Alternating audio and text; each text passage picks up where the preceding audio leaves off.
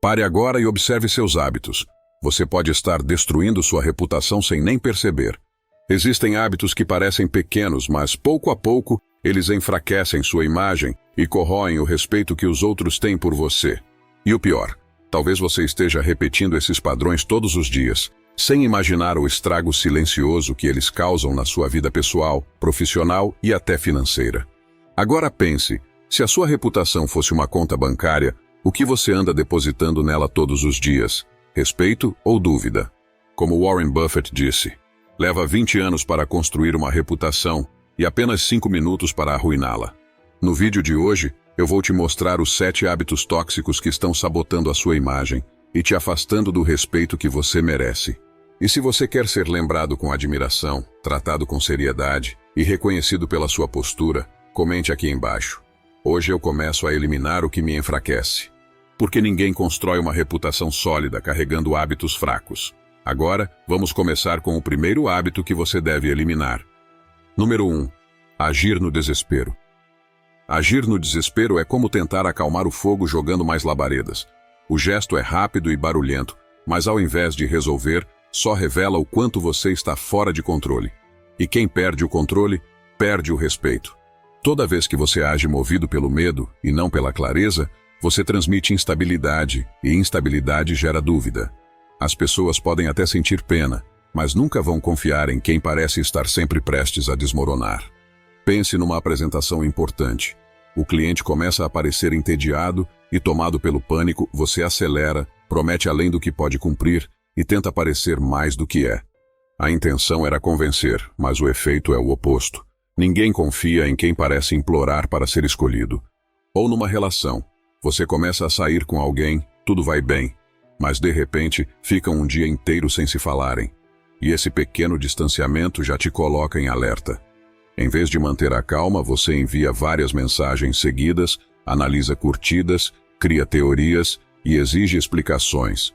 Isso não demonstra mais interesse, demonstra desespero, e quem sufoca perde totalmente o encanto. Marco Aurélio escreveu: "Você tem poder sobre sua mente, não sobre os eventos externos." E essa é a diferença entre quem comanda a própria vida e quem vive sendo arrastado por ela. Quem age no impulso sempre tenta controlar o que está fora. Quem permanece centrado mostra força onde ela realmente importa, no domínio de si. É como ver alguém tentar acalmar um bebê chorando enquanto grita ainda mais alto. O excesso não resolve o caos, só o amplia. O que realmente mantém você firme é a calma de quem não se entrega ao pânico.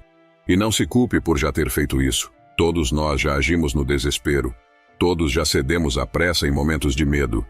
O que você precisa agora não é vergonha. É desenvolver sua consciência. Porque o que sabota a sua jornada não é o medo em si, mas o quanto você permite que ele decida por você. O desespero é traiçoeiro. Ele veste a máscara da urgência, mas por trás dela só existe confusão. Ele bloqueia o pensamento lógico e te leva a decisões impulsivas. Você aceita qualquer proposta, entra em relações mal resolvidas, começa negócios e sociedades fadados a dar errado, abre mão do próprio valor e depois se arrepende. E o ciclo continua, porque quem não aprende a dominar as próprias emoções sempre terá o desespero como líder da própria história. Por isso, toda vez que você estiver prestes a agir rápido demais, pare, respire e se pergunte: isso é uma reação ou uma escolha? Se for reação, espere e faça uma pausa de alguns minutos.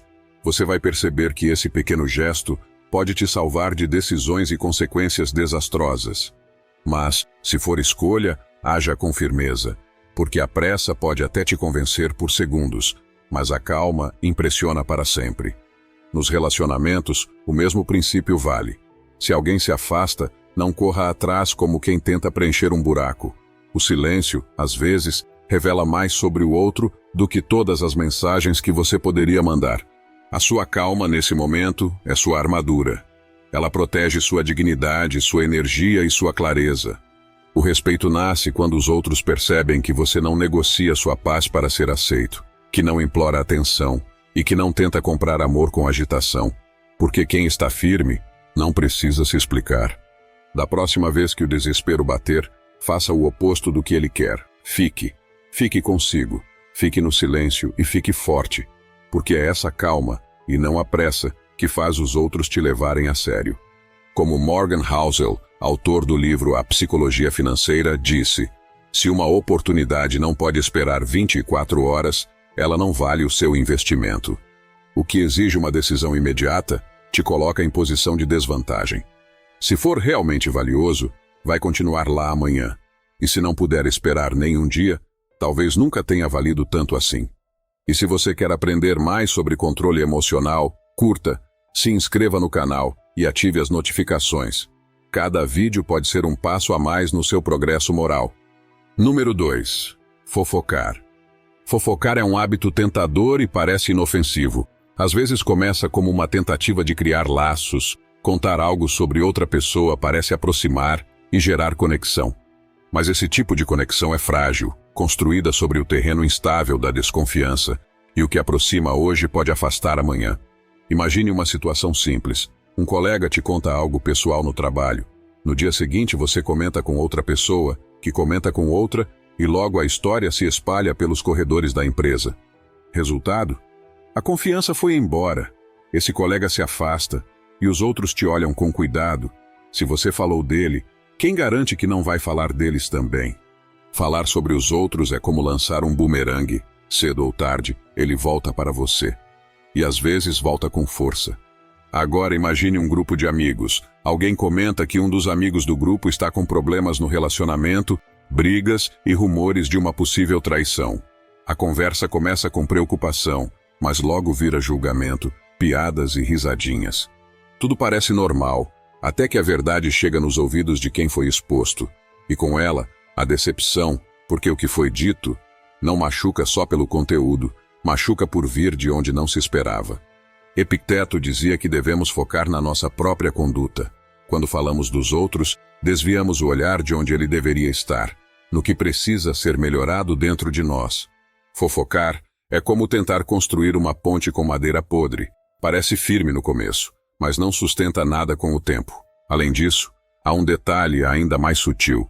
A fofoca dá uma falsa sensação de poder, saber algo que o outro não sabe, expor o que o outro esconde. Mas essa vantagem é ilusória. O que ela revela, na verdade, não é superioridade, é insegurança disfarçada. Se você quer ser visto como alguém confiável, comece eliminando esse hábito. Mesmo com boas intenções, falar da vida dos outros é um desvio de integridade. Mude o foco. Quando surgir a vontade de comentar, pergunte: será que ele está bem? Ou será que precisa de ajuda? E quando alguém trouxer fofoca até você, responda com elegância e maturidade: espero que fique tudo bem. Ou, e você, como está? Isso não é frieza, isso é autocontrole e lealdade silenciosa. Quer um teste prático? Nos próximos 7 dias, evite qualquer comentário sobre a vida de alguém que não esteja presente. Participe apenas de conversas que te tragam ideias, que te inspirem e que te façam crescer. E observe, a forma como você fala dos outros revela o quanto você respeita a si mesmo. Respeito não se constrói com frases bonitas, se constrói com silêncio, com lealdade e com a coragem de sair da próxima roda de fofoca, mesmo que ela esteja interessante. Porque confiança não se pede, se prova. Número 3. Interromper os outros. Interromper é um hábito mais comum e mais destrutivo do que parece. Muitas vezes achamos que estamos apenas participando da conversa, contribuindo com entusiasmo, mas sem perceber, tomamos algo que não é nosso, a vez do outro de ser ouvido. E por trás desse gesto, a mensagem implícita é direta.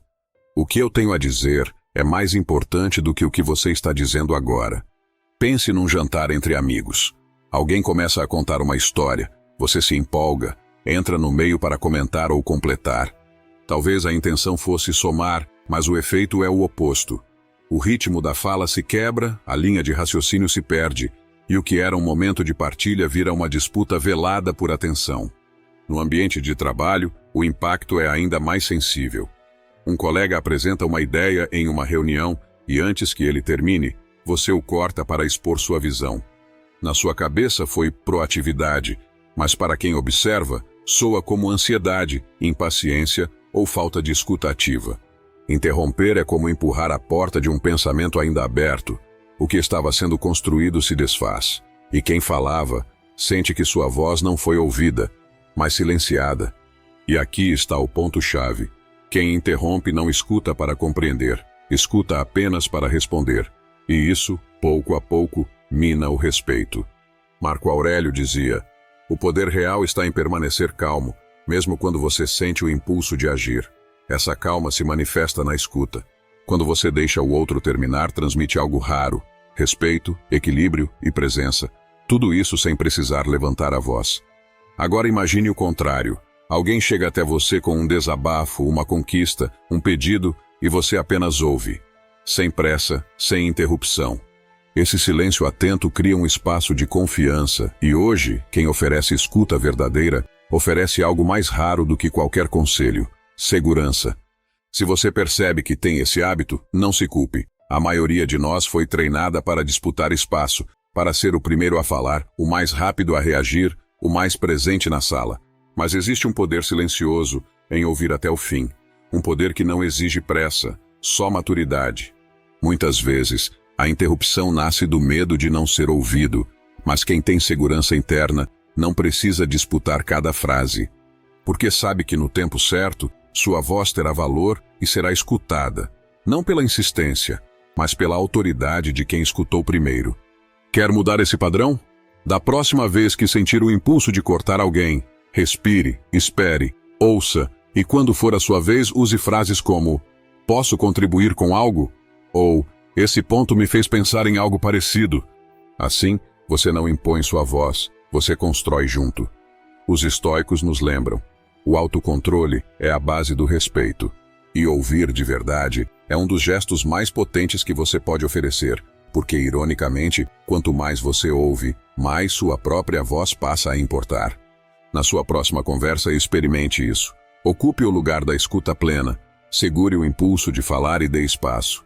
Você vai perceber como até o silêncio pode transformar um diálogo, porque no fim das contas, quem escuta com o coração nunca precisa interromper para ser ouvido. O hábito 4 é uma virada de chave.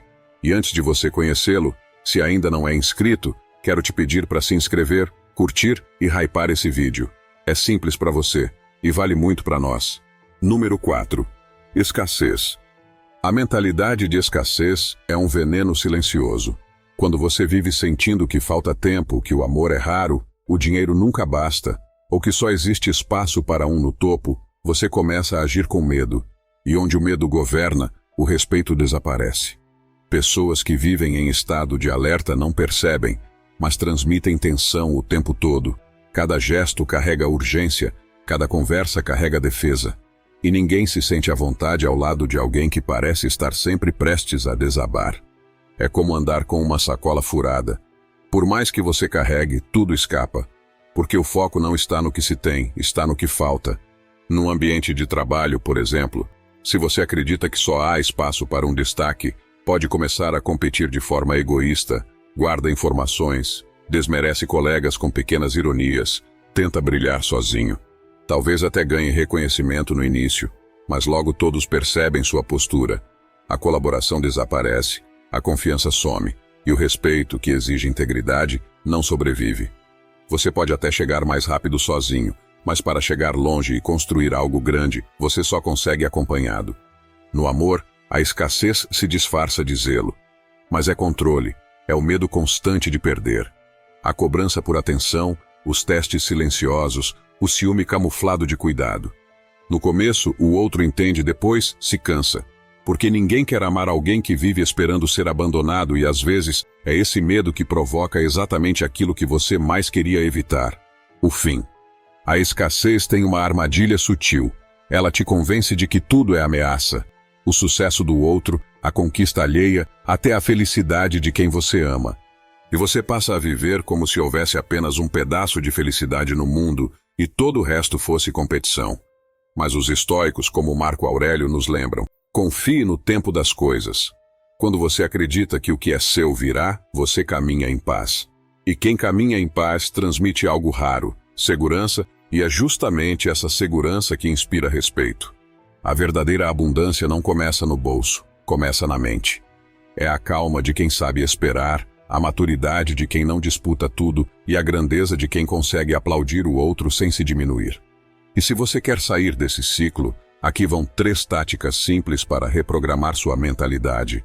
Primeira é o gesto da suficiência silenciosa. Toda vez que alguém perguntar como vão as coisas, resista à tentação de listar o que ainda falta. Em vez disso, responda com algo que já te traz paz. Como, por exemplo, tenho conseguido manter o que importa perto de mim. Esse tipo de resposta desarma o discurso da escassez no cotidiano e reprograma a forma como você se posiciona no mundo, sem exagero, sem vitimismo e sem competição. A segunda tática é a mesa do que já é seu. Pegue um papel e desenhe uma mesa. Em cima dela, escreva tudo que você já tem e que te sustenta: talentos, amizades, oportunidades e aprendizados. Sempre que sentir que está ficando para trás, volte a essa imagem. Ela serve para lembrar que você não está competindo por lugar, você já tem seu próprio espaço. É essa consciência que tira o desespero do olhar. A terceira é o intervalo da expansão. Escolha um momento fixo do dia. Pode ser assim que você acordar, ao entrar no trabalho ou chegando em casa. Durante 30 segundos faça algo que represente expansão. Elogie alguém sem motivo, compartilhe uma ideia ou ofereça ajuda. A mentalidade de escassez se dissolve na prática da generosidade espontânea. Esse intervalo é um lembrete diário de que a abundância não é passiva, ela se constrói com ações. A escassez faz você olhar para o mundo como se ele estivesse te devendo algo, como se não houvesse o suficiente, como se tudo que o outro conquista fosse tirado de você. Mas o respeito, o verdadeiro, não nasce do medo de perder, ele nasce da força de quem tem o suficiente por dentro. E o suficiente não é estagnação, é firmeza, é saber que você não precisa correr atrás do que já está a caminho, é quando você entende que não precisa atacar para existir. A abundância não é um saldo na conta, é um estado interno que começa quando você para de viver limitado. Na próxima vez que sentir que está ficando para trás, lembre-se, não é falta, é comparação, não é perda, é ilusão.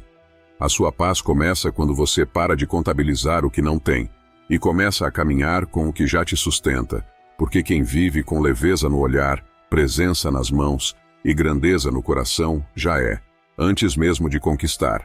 Número 5. Não prestar atenção. A maioria das pessoas não perde o respeito com gritos, traições ou ofensas diretas. Perde pouco a pouco, no desinteresse disfarçado, na ausência silenciosa, na distração que se repete todos os dias. Você não precisa dizer que alguém não importa. Basta estar ali de corpo presente, mas com a mente em outro lugar. Isso já é suficiente para que o outro sinta: minhas palavras não têm valor para você. É como tentar conversar com uma parede que respira. A presença física está ali, mas a ausência emocional ocupa todo o espaço, e isso dói. Pense em uma conversa simples. Alguém se abre para contar algo importante e você, sem perceber, olha para o celular. A conexão se rompe naquele instante, a pessoa continua falando, mas emocionalmente já se fechou porque nada fere mais do que oferecer vulnerabilidade e receber desatenção.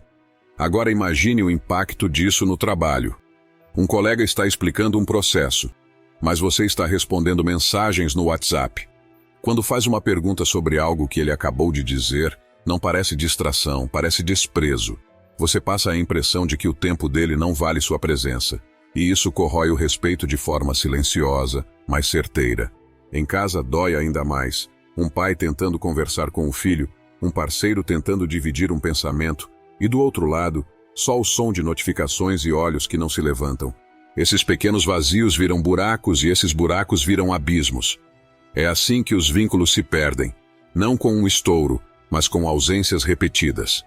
Marco Aurélio dizia: concentre-se no que está diante de você, porque estar verdadeiramente presente é uma declaração silenciosa de valor.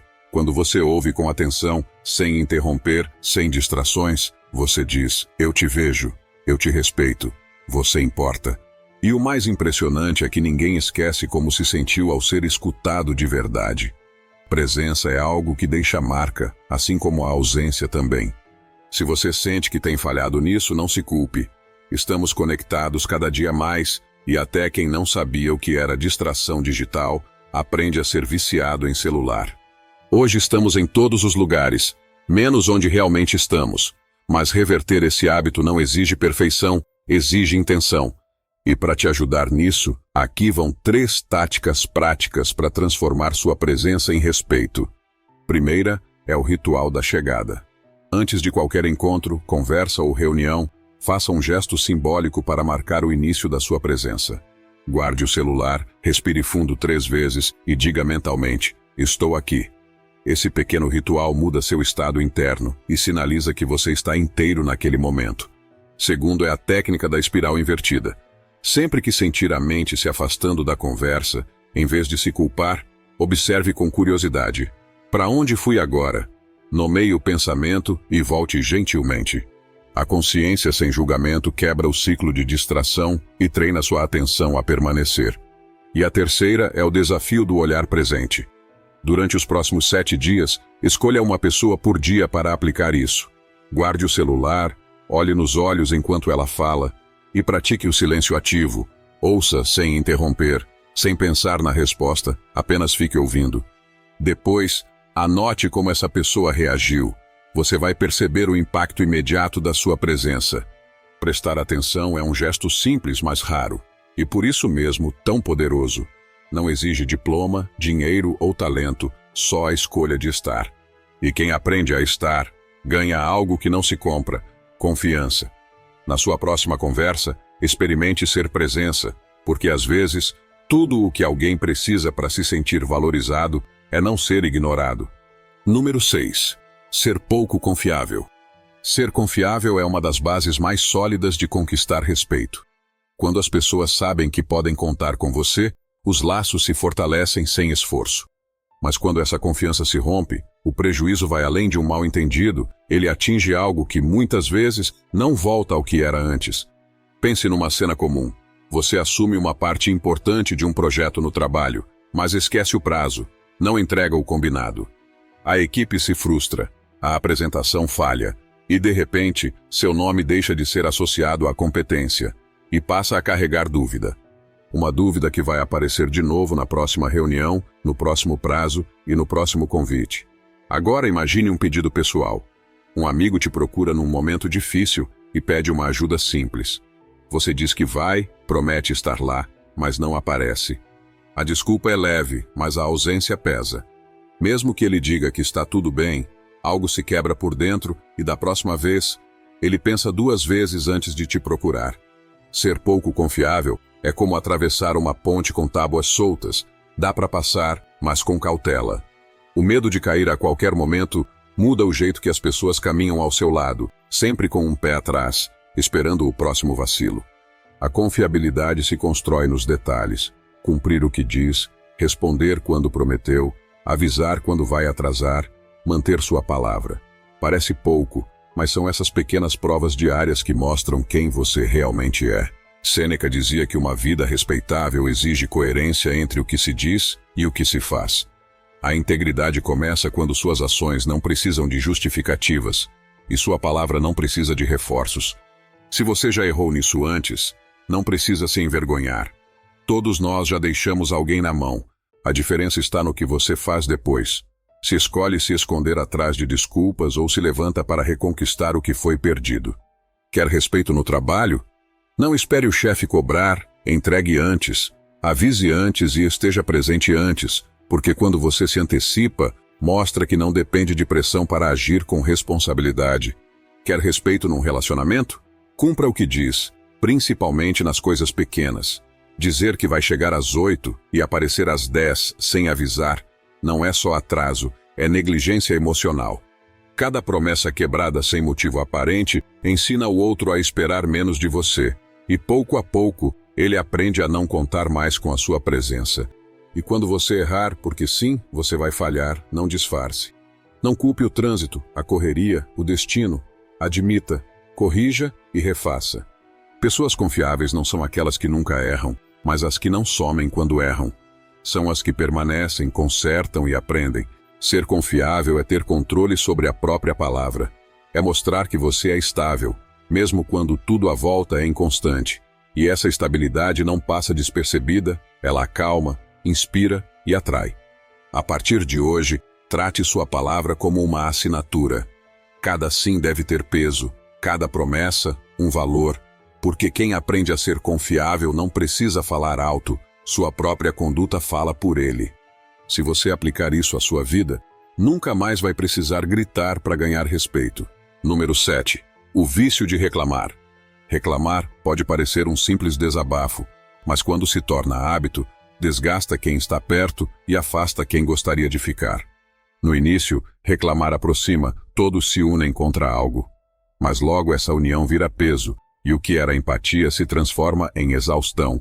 Pense em um colega que chega todos os dias reclamando do café, do chefe, do clima, do trânsito, da vida. No começo você escuta, depois de algumas semanas, começa a evitar. Pouco a pouco, o ambiente se contamina, e se for você quem vive nesse ciclo, o efeito nos outros é o mesmo. Sem que perceba, suas relações começam a desbotar.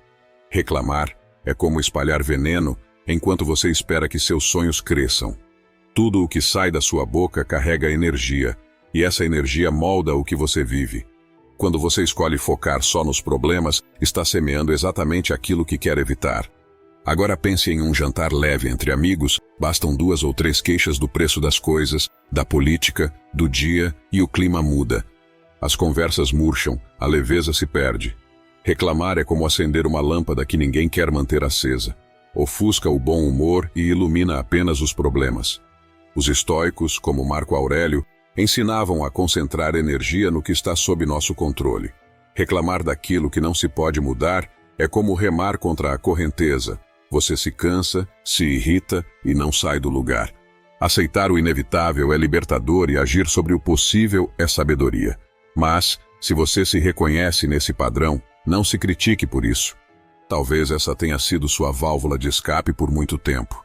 Agora, o que você precisa não é culpa, é direção. E aqui vão 3 práticas para reprogramar esse impulso. A primeira é usar o sistema de ancoragem emocional. Funciona assim.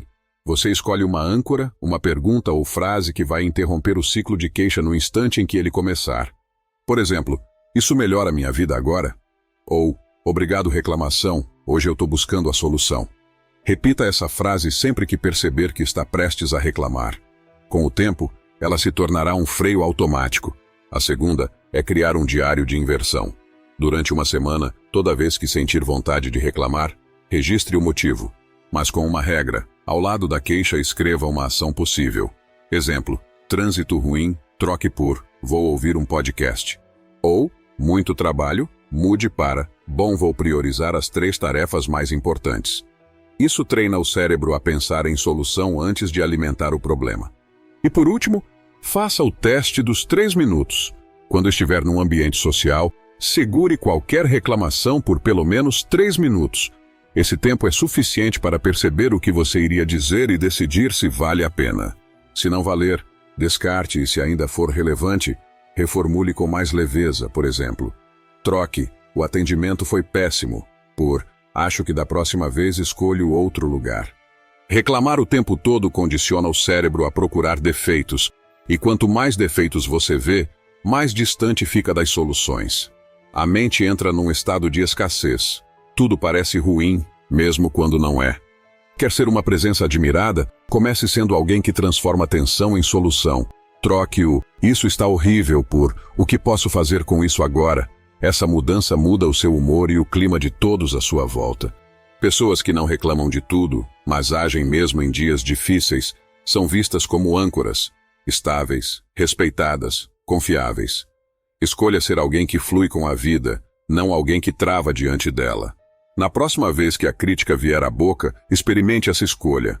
Troque a apuração. É assim que o respeito começa, quando você para de repetir o problema e passa a ser parte da solução. Comece a focar no que você pode controlar. E está no seu total controle deixar nos comentários qual dos 7 hábitos você vai deixar de fazer a partir de agora. Comece a declarar e se comprometer com sua mudança. Veja como sua vida pode se transformar. Comente, no caminho, que saberei que ficou até o final. E obrigado por me acompanhar nesta sabedoria.